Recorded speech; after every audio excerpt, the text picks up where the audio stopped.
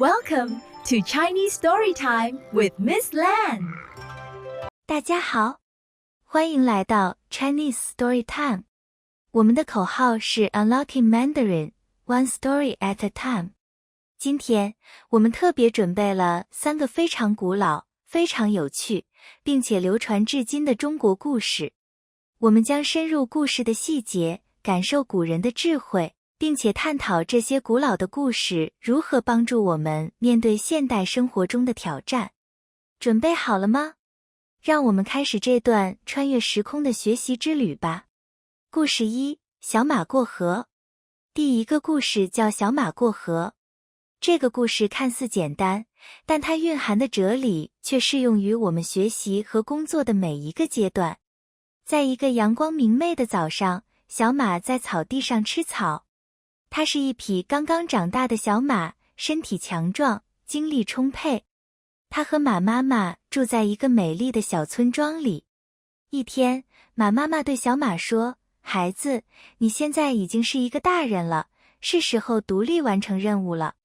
你去帮妈妈把这些金黄色的玉米送到村子西边的磨坊去。磨坊主人已经等了很久了。”小马非常兴奋，他立刻挺起胸膛说：“好的，妈妈，我一定会把玉米安全送到。”小马小心翼翼地把沉甸甸的玉米袋背在背上，带着完成任务的喜悦，迈着欢快的步子向磨坊走去。没走多远，一条小河挡住了他的去路。这条河的水并不急，但水面很宽，阳光照在水面上，闪着点点金光。小马停了下来，他看着河水，心里开始犹豫和不安。他以前总是跟着妈妈走，从来没有自己过河的经验。河水到底有多深呢？会不会很危险？正在小马左右为难的时候，一头壮硕的老牛迈着沉稳的步子从上游走了过来。小马像是找到了救星，他赶紧问道：“牛伯伯，你好。我想去对面的磨坊，请问这条河水深不深呀？我能安全的过去吗？”老牛停下脚步，低下头看了看河水，笑着回答：“哈哈，孩子，别担心，这条河一点都不深。你瞧，水只刚刚没过我的小腿肚子。你大胆地走过去吧。”小马听了非常开心，心想：牛伯伯这么高大，水只到他的小腿，对我来说应该没问题。他正准备下水，突然他听到一个尖锐的声音：“等等，小马，你千万不能下去。”小马扭头一看，原来是一只小松鼠。小松鼠正在一棵大树上急得跳来跳去。小松鼠大声警告：“小马，你不能相信老牛，这条河非常深。前几天我的一个邻居，一只非常强壮的兔子，就是在这里被淹死的。如果你下去，太危险了。”小马彻底懵了，一个说水很浅，一个说水很深。他感到非常困惑和害怕，玉米带在背上似乎也更重了。他不知道该相信谁的话。最后，小马决定跑回家，把他的困惑和遇到的2种截然不同的意见都告诉了妈妈。马妈妈听完，温柔地笑了。她摸了摸小马的头，耐心解释道：“孩子，老牛比你高大得多，所以对他来说水浅。小松鼠比你小得多，所以对他来说水深。河水到底深不深，不能只听别人说，你必须自己走进去，用你自己的身体去感受。勇敢点，去试试吧。”小马明白了妈妈的意思。他再次回到河边，鼓足了勇气，慢慢地、小心翼翼地将一只前蹄伸进了河水里。水流有些凉，但并不湍急。他试探着往前走了一步，发现水只没到他的肚子。他又往前走了几步，水深始终在他的腰部以下，完全是安全的。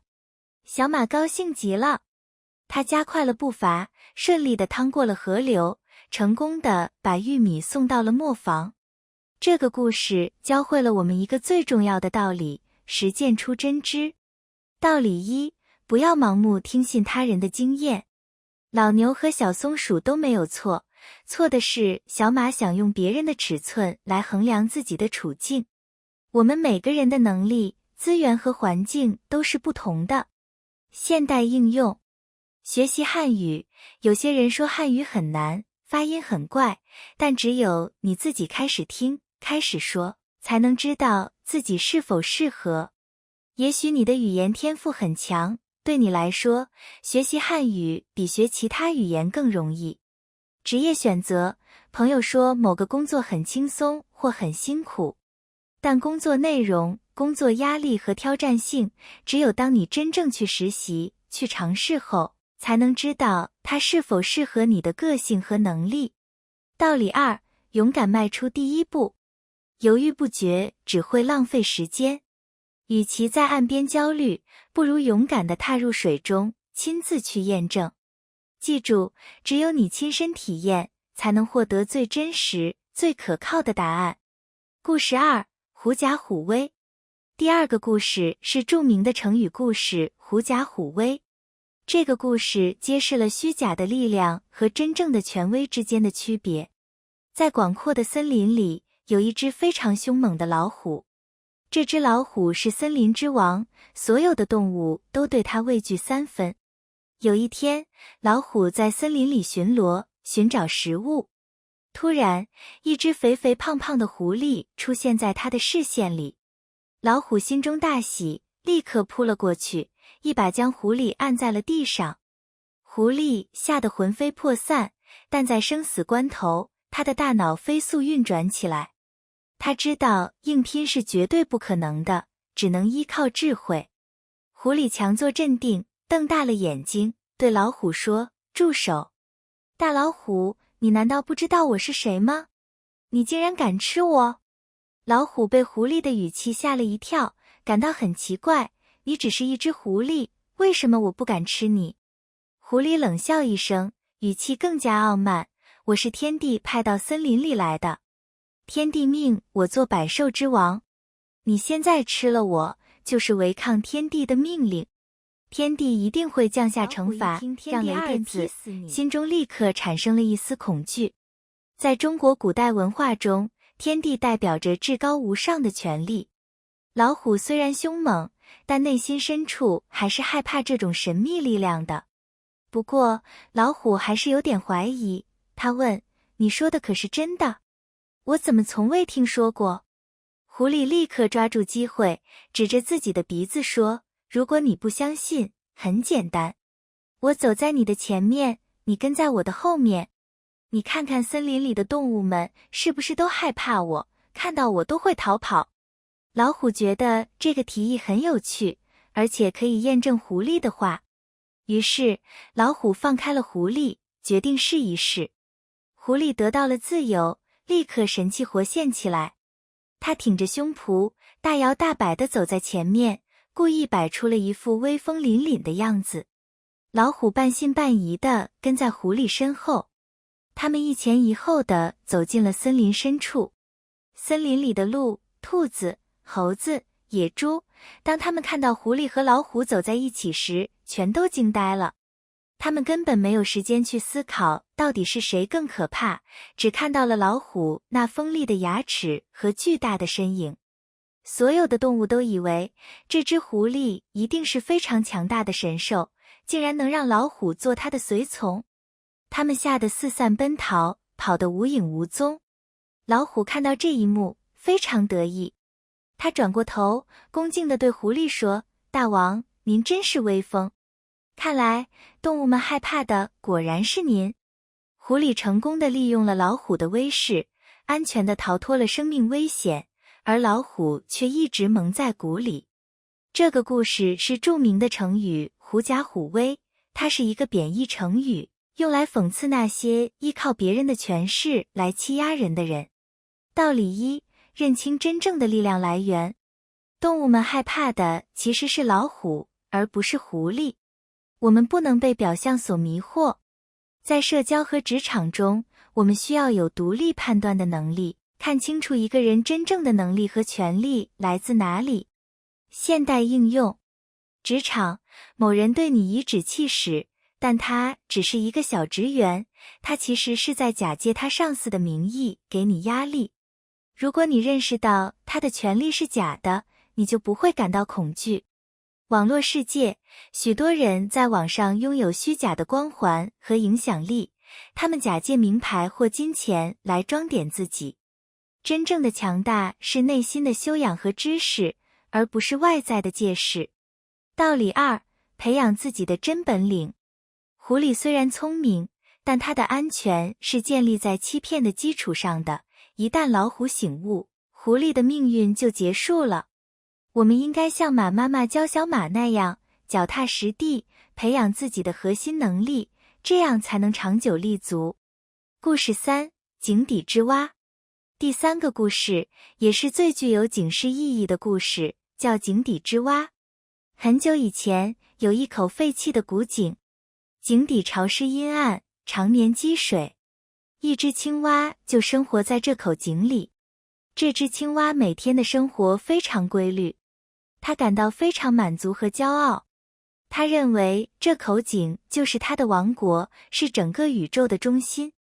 每天，青蛙都会从井底向上看，它只能通过狭窄的井口看到头顶上的一小块圆圆的天空。它经常得意洋洋地自言自语：看啊，这块天空是多么完美！天空是圆的，世界是圆的，我就是这个圆心下的主人。有一天，一只巨大的海龟路过这里。这只海龟是从广阔无边的大海中爬上岸的。它发现这口井，便好奇地爬到井边。井底的青蛙看到这个奇怪的生物，感到非常新奇。青蛙开始炫耀起来：朋友，你快下来啊！这里是我的家，你知道这里有多快乐、多舒服吗？我可以在水里尽情游泳，在泥巴里舒服地打滚。跳累了，我就跳到井口晒太阳。青蛙继续吹嘘：你看看这口井，多么坚固，多么安静。这里的生活是世界上最好的生活。你住在哪里？不如搬来和我一起住吧。大海龟听了青蛙的话，差点笑出了声。他停顿了一下，认真地告诉青蛙：朋友，你说的井真的太小了。你有没有见过大海呢？大海？那是什么？青蛙好奇地问。海龟开始描述：大海啊，那真是无边无际。你用眼睛看，永远也看不到尽头。它比你这口井大几万倍，几百万倍。大海里的水，涨潮的时候可以淹没山丘，退潮的时候又把沙滩露出来。大海里有无数种你从未见过的鱼虾和生物，它们的生活自由自在，快乐极了。你的这口小井跟大海比起来，就像一颗小小的水滴。你看到的那块圆圆的天空，只是大海上方天空的一小部分。青蛙听得目瞪口呆，非常震惊。他这才意识到，自己每天所见的天空和世界，竟然如此渺小和局限。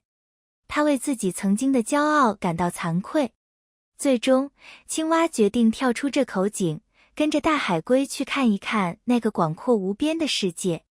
这个故事是著名的成语“井底之蛙”，比喻那些目光短浅、见识狭隘的人。道理1：知识永无止境，保持谦虚。